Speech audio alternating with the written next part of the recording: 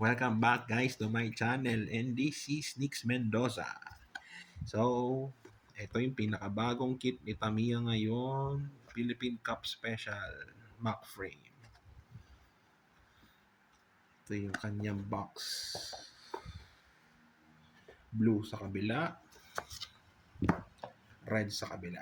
Ano mas maangas? Ito yung call na kasama sa loob ng box. Pati yung sticker dalawa. So, made in the Philippines yan guys, year 2025.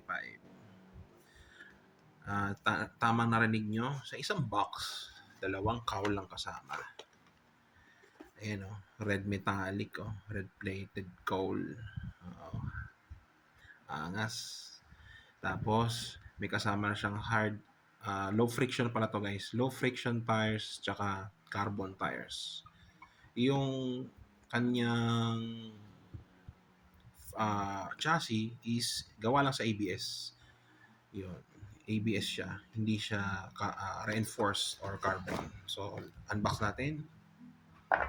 So, pagbukas ng box, ito yung makikita nyo. Ito yung kanyang first cowl. Light blue metallic siya, finish. Ito yung sa ilalim. So, para siyang inisprayan ng ng pintura, no? Ito yung ilalim. Pero parang may pagka-metallic din ng niya, finish yung likod. Pero parang grayish siya. So, yun. Andito nga pala yung si Kuya Apple. Nagba-background musics. So, ito yung pangalawang cowl niya. Red naman, red metallic. So, sa ilalim, same lang siya ng blue. Parang grayish na metallic. Ayun. So, it's up to you. Pwede nyo i-mix and match yung kanyang color. Pwede nyo i-mix and match or pwedeng red lang, pwedeng blue lang. Diba?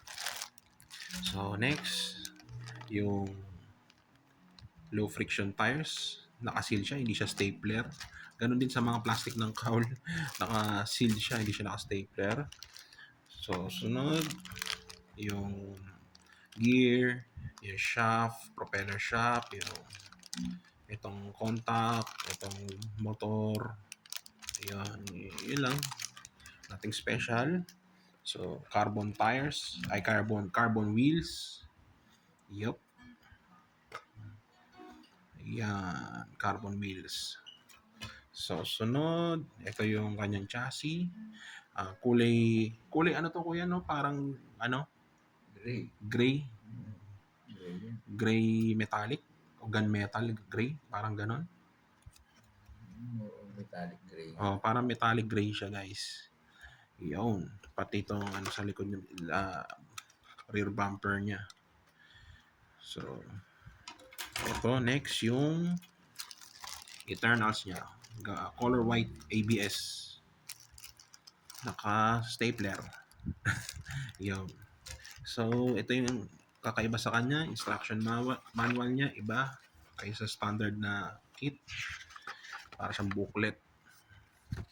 Well, parang binaliktad, parang linalscape lang yung parang pinortrait lang yung yung layout na instruction manual. Nothing special, ganyan lang. Mac frame, Philippine Cup. Yung tapos decals niya. Yung decals, ayun, malaki. Ayan. Ito yung pang red, ito yung pang light blue. Dalawang version. So, merong City, Daet, Cagayan de Oro, Pangasinan, Makati, Iloilo. Ayan, nakalagay. Tapos may Philippine flag. Tapos, Philippine Cup sa taas. Pwede nyo i-mix and match ulit. Yung sticker, it's up to you guys. So, SRP, 1,000 pesos. Limited edition from Brickyard, Philippines. Lil Hobby. So, yun lang guys. Gusto ko lang i-showcase sa inyo yung bagong labas ni Tamiya, Brickyard. Ayun. Pakaangas na Mark frame. Maangas to sa backstock. So, yun lang guys. Thank you for watching. Don't forget to like and subscribe. This is Next Mendoza. See you on my next content.